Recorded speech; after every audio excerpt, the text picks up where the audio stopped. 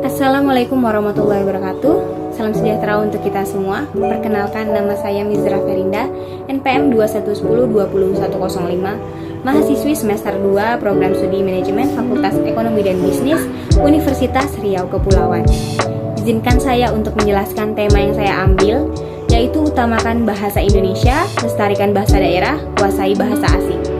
Bahasa merupakan cerminan sikap dari penggunanya. Kualitas bahasa Indonesia di tanah air semakin rendah karena penduduknya lebih senang menggunakan bahasa asing.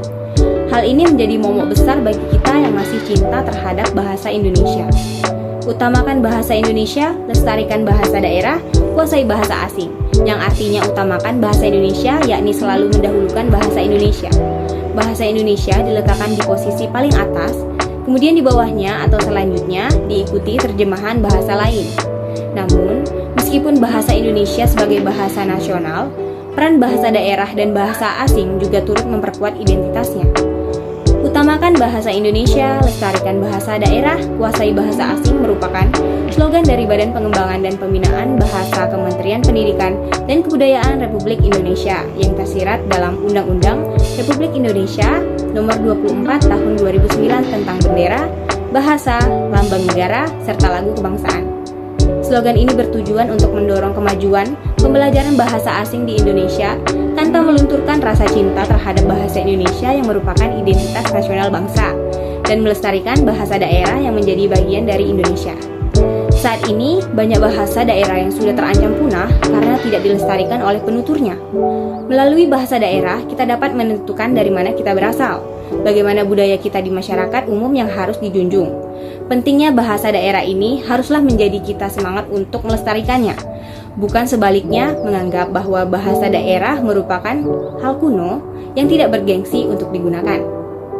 Kuasai bahasa asing.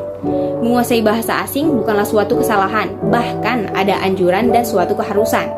Karena dunia semakin kritis dan jejaring pertemanan serta hubungan kerja dari berbagai tempat akan kian mudah diakses jika penduduknya memiliki kemampuan berbahasa asing. Bahasa asing dapat menyatukan antar negara yang disebut sebagai bahasa internasional. Penggunaan bahasa asing secara tertulis di ruang publik sebaiknya disandingkan dengan bahasa Indonesia. Alangkah lebih baik pula jika disertai dengan bahasa daerah sebagai upaya melestarikan budaya lokal.